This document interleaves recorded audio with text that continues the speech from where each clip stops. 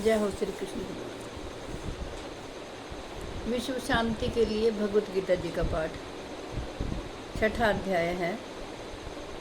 भगवान श्री कृष्ण जी ने भगवत गीता जी का ज्ञान अर्जुन को युद्ध भूमि में दिया। हमें संस्कृत के गुण श्लोकों का अर्थ समझ नहीं आता है, इसलिए मैंने इसका हिंदी में अनुवाद किया है। जय हो श्री कृष्ण। श्री कृष्ण भगवान बोले, जो पुरुष कर्म फल का आश्रय न लेकर करने योग्य कर्म करता है वह सन्यासी तथा योगी है, और केवल अग्नि का त्याग करने वाला सन्यासी नहीं है तथा केवल क्रियाओं का त्याग करने वाला योगी नहीं है। हे अर्जुन, जिसको सन्यास ऐसा कहते हैं उसी को तू योग जान, क्योंकि संकल्पों का त्याग ना करने वाला कोई भी पुरुष योगी नहीं होता।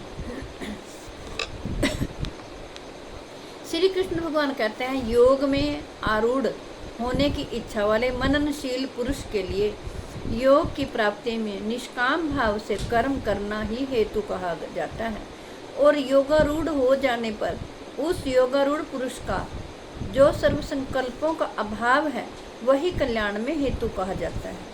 जिस काल में ना तो इंद्रियों के भोगों में और ना कर्मों में ही आसक्त होता है, उस काल में सर्व संकल्पों का त्यागी पुरुष योगारूढ़ कहा जाता है। श्री कृष्ण भगवान कहते हैं, अपने द्वारा अपना संसार समुद्र से उद्धार करे और अपने को अधोगति में न डाले, क्योंकि यह मनुष्य आप ही तो अपना मित्र है और आप ही अपना शत्रु है। जिस जीवात्मा द्वारा मन और इंद्रियों सहित शरीर जीता हुआ है, उस जीवात्मा का तो वह आप ही मित्र है, और जिसके द्वारा मन तथा इंद्रियां से शरीर नहीं जीता गया है, उसके लिए वह आप ही शत्रु के सदृश शत्रुता में बरतता है। सर्दी गर्मियों सुख दुख आदि में तथा मान और अपमान में जिसके अंतःकरण की वृत्तियां भली भांति शांत हैं, ऐसे स्वाधीन आत्मा वाले पुरुष के ज्ञान में सच्चिदानंद घन परमात्मा सम्यक प्रकाश स्थित है, अर्थात उसके ज्ञान में परमात्मा के सिवा अन्य कुछ है ही नहीं। श्री कृष्ण भगवान कहते हैं, जिसका अंतःकरण ज्ञान विज्ञान से तृप्त है, जिसकी स्थिति विकार रहित है, जिसकी इंद्रियां भली भांति जीती हुई हैं और जिसके लिए मिट्टी पत्थर और स्वर्ण समान है, वह योगी युक्त अर्थात भगवत प्राप्त है, ऐसा कहा जाता है। श्री कृष्ण भगवान कहते हैं, सुहृद मित्र बैरी उदासीन मध्यस्थ द्वेष्य और बंधु गुणों में धर्मात्माओं में और पापियों में भी जो समान भाव रखने वाला है वह अत्यंत श्रेष्ठ है। जय हो श्री कृष्ण। मन और इंद्रियों सहित शरीर को वश में रखने वाला आशा रहित और संशय रहित योगी अकेला ही एकांत स्थान में स्थित होकर आत्मा को निरंतर परमात्मा में लगावे। शुद्ध भूमि में जिसके ऊपर क्रमशः कुशा मृगशाला और वस्त्र बिछे हैं, जो न बहुत ऊंचा है और न बहुत नीचा, ऐसे अपने आसन को स्थिर स्थापन करके उस आसन पर बैठकर चित्त और इंद्रियों को की क्रियाओं को वश में रखते हुए मन को एकाग्र करके अंतःकरण की शुद्धि के लिए योग का अभ्यास करें। श्री कृष्ण भगवान कहते हैं, काया सिर और गले को समान एवं अचल धारण करके और स्थिर होकर अपनी नासिका के अग्रभाग पर दृष्टि जमाकर अन्य दिशाओं को न देखता हुआ ब्रह्मचारी के व्रत में स्थित भय रहित तथा भली भांति शांत और अंतःकरण वाला सावधान योगी मन को रोक कर मुझ में चित्त वाला और मेरे प्राण होकर स्थित हुए वश में किए हुए मन वाला योगी इस प्रकार आत्मा को निरंतर मुझ परमेश्वर के स्वरूप में लगाता हुआ मुझ में रहने वाली परमानंद की पराकाष्ठा रूप शांति को प्राप्त होता है। जय हो।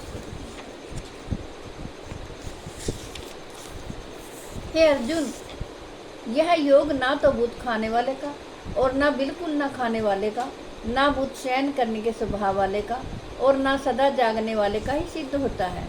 दुखों का नाश करने वाला योग तो यथा योग्य आहार विहार करने वाले का, कर्मों में यथा योग्य चेष्टा करने वाले का और यथा योग्य सोने तथा जागने वाले का ही सिद्ध होता है। अत्यंत वश में किया हुआ चित्त जिस काल में परमात्मा में ही भली भांति स्थित हो जाता है, उस काल में संपूर्ण भोगों से सुपरिहार रहित पुरुष योग युक्त है, ऐसा कहा जाता है। जिस प्रकार वायु रहित स्थान में स्थित दीपक चलायमान नहीं होता, वैसी ही उपमा परमात्मा के ध्यान में लगे हुए योगी के जीते हुए चित्त की कही गई है। योग के अभ्यास से निरुद्ध चित्त जिस अवस्था में उपराम हो जाता है और जिस अवस्था में परमात्मा के ध्यान से शुद्ध हुई सूक्ष्म बुद्धि द्वारा परमात्मा को साक्षात्कार करता हुआ सच्चिदानंद घन परमात्मा में ही संतुष्ट रहता है, इंद्रियों से अतीत केवल शुद्ध हुई सूक्ष्म बुद्धि द्वारा ग्रहण करने योग्य जो आनंद है, अनंत आनंद है, उसको जिस अवस्था में अनुभव करता है और जिस अवस्था में स्थित यह योगी परमात्मा के स्वरूप से विचलित होता ही नहीं, परमात्मा की प्राप्ति रूप जिस लाभ को प्राप्त होकर उससे अधिक दूसरा कुछ भी लाभ नहीं मानता और परमात्मा प्राप्ति रूप जिस अवस्था में स्थित योगी बड़े भारी दुख से भी चलायमान नहीं होता, जो दुख रूप संसार के संयोग से रहित है तथा जिसका नाम योग है, उसको जानना चाहिए। वह योग न उकताए हुए अर्थात धैर्य और उत्साहयुक्त चित्त से निश्चय पूर्वक करना कर्तव्य है। संकल्प से उत्पन्न होने वाली संपूर्ण कामनाओं को निशेष रूप से त्याग कर और मन के द्वारा इंद्रियों के समुदाय को सभी ओर से भली भांति रोक कर कर्म से अभ्यास करता हुआ उपलब्धि को प्राप्त हो तथा धैर्य युक्त बुद्धि के द्वारा मन को परमात्मा में स्थित करके परमात्मा के सिवा और कुछ भी चिंतन न करे। यह स्थिर ना रहने वाला और चंचल मन जिस शब्द आदि विषय के निमित्त से संसार में विचरता है, उस विषय से रोक कर यानी हटाकर इसे बार बार परमात्मा में ही निरुद्ध करे। जय हो श्री कृष्ण।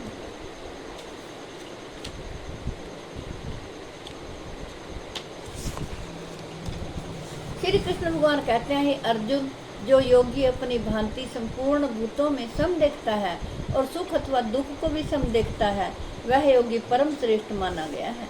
अर्जुन बोले, हे मधुसूदन, जो यह योग आपने समभाव से कहा है, मन के चंचल होने से मैं इसकी नित्य स्थिति को नहीं देखता हूँ, क्योंकि हे श्री कृष्ण, यह मन बड़ा चंचल और परमार्थन स्वभाव वाला, बड़ा दृढ़ और बलवान है, इसलिए उसका वश में करना मैं वायु को रोकने की भांति अत्यंत दुष्कर मानता हूँ। श्री कृष्ण भगवान बोले, हे महाबाहो, निसंदेह मन चंचल और कठिनता से वश में होने वाला है, परंतु हे कुंती पुत्र अर्जुन, यह अभ्यास और वैराग्य से वश में होता है। जिसका मन वश में किया हुआ नहीं है, ऐसे पुरुष द्वारा योग दुष्प्राप्य है और वश में किए हुए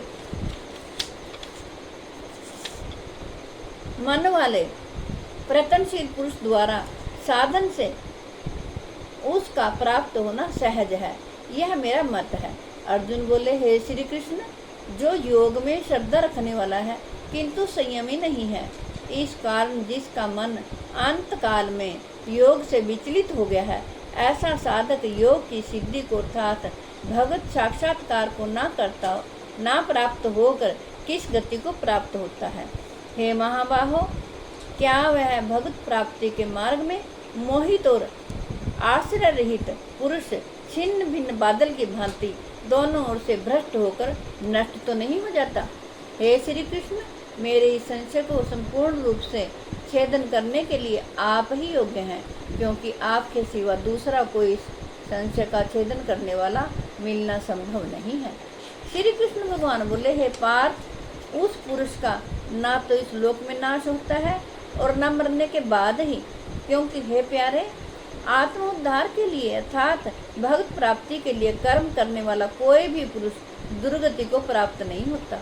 योग भ्रष्ट पुरुष पुण्यवानों के लोकों को अर्थात स्वर्ग आदि उत्तम लोकों को प्राप्त होकर उनमें बहुत वर्षों तक निवास करके फिर शुद्ध आचरण वाले श्रीमान पुरुषों के घर में जन्म लेता है, अर्थात वैराग्यवान पुरुष उन लोकों में ना जाकर ज्ञानवान योगियों के ही कुल में जन्म लेता है। परंतु इस प्रकार का जो यह जन्म है सो संसार में निसंदेह अत्यंत दुर्लभ है।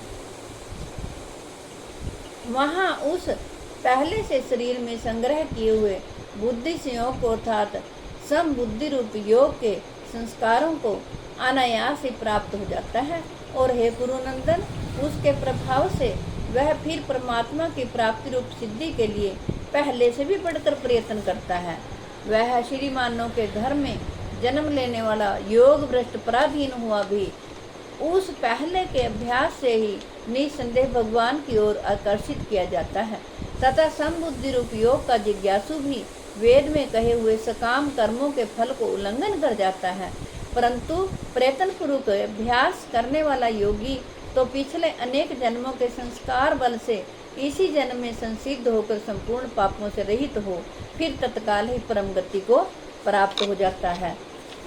श्री कृष्ण भगवान बोले, योगी तपस्वियों से भी श्रेष्ठ है, शास्त्र ज्ञानियों से भी श्रेष्ठ माना गया है और सकाम कर्म करने वालों से भी योगी श्रेष्ठ है। इससे है अर्जुन, तो योगी हो जा। संपूर्ण योगियों में जो श्रद्धावान योगी मुझ में लगे हुए अंतरात्मा से मुझको निरंतर भजता है वह योगी मुझे परम श्रेष्ठ मान्य है। जय हो श्री कृष्ण भगवान,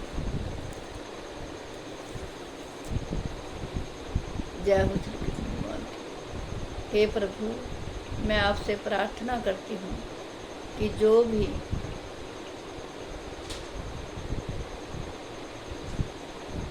श्रीनगर पहलगाम में शहीद हुए हैं, इतना बड़ा नरसंहार हुआ है, उनकी आत्मा को शांति देना। ओम शांति, ओम शांति, ओम शांति। जय हो श्री